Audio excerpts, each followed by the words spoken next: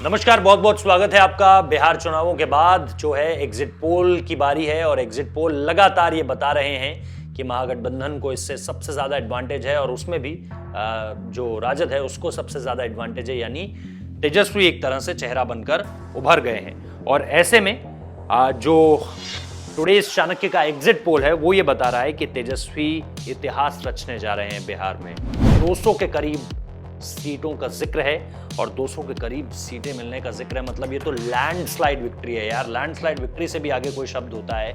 मतलब पूरी तरह से डोमिनेट कर दिया है और बाकी किसी को खड़ा होने का मौका ही नहीं दिया, आप ये सीधे सीधे कह सकते हैं।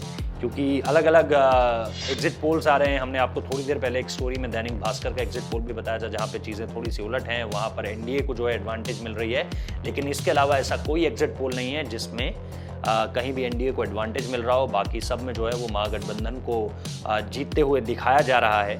और इसमें बिहार में कुल 243 सीटों पर चुनाव हुआ है, ये हम आपको बता दें। और बिहार में 10 नवंबर को वोटों की गिनती होनी है। लेकिन उससे पहले ये बात जो सामने निकल कर आ रही है, जो टुडेज चाणक्य का एग्जिट पोल है उसमें तकरीबन 200 के करीब पहुंच रही है ये सीटों की संख्या। और ऐसे में ये अपने आप में बहुत बड़ा एडवांटेज है। टुडेज चाणक्य के बिहार विश्लेषण के मुताबिक जेडीयू वाले एनडीए गठबंधन के खाते में 55 सीटें और आरजेडी नेतृत्व वाले महागठबंधन को 180 सीटें मिल सकती हैं। महागठबंधन क्लीन स्वीप करती हुई दिखाई दे रही है, जबकि अन्य के खाते में 8 सीटें जा सकती हैं, इसका भी जिक्र है। टुडेज चाणक्य के बारे में मैं आपको बता दूं कि इन्होंने जो ट्वीट किया है उसमें इन्होंने दिया है कि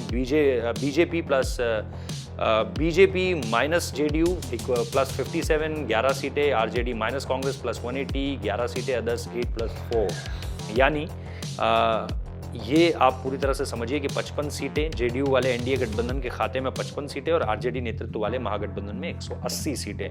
बहुत बड़ा एडवांटेज, बहुत बड़ा नंबर गेम और बहुत बड़ी भविष्यवाणी। मतलब इसे भविष्यवाणी तो साफ तौर पर इसलिए नहीं कह सकते क्योंकि इसमें आप सेफोलॉजिस्ट्स को भी इंक्लूड करते हैं, उनकी रिसर्च होती है, उनके सर्वेज होते हैं, आप ग्राउंड पर जाकर लोगों से जानकारी हासिल करते हैं। बहुत सारे तथ्य भी इसमें जुड़े होते हैं जिसके आधार पर एक रिपोर्ट तैयार की जाती है और एक आकलन दिया जाता है। तो इसको आप कोरी कोरी भविष्यवाणी नहीं कह सकते हैं।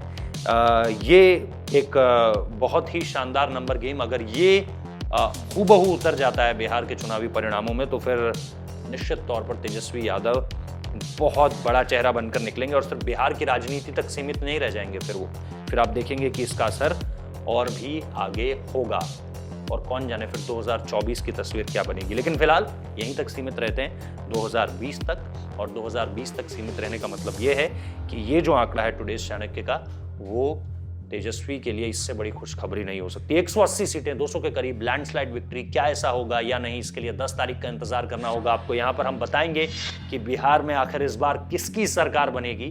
तो आप चैनल को सब्सक्राइब जरूर कर लीजिए, नोटिफिकेशन बेल जरूर बजा लीजिए और कमेंट कीजिए, लाइक कीजिए, शेयर कीजिए। आप लोग लगातार कर भी रहे हैं तो वो काम करना मत छोड़िए। बहुत बहुत शुक्रिया इस वीडियो को देखने के लिए।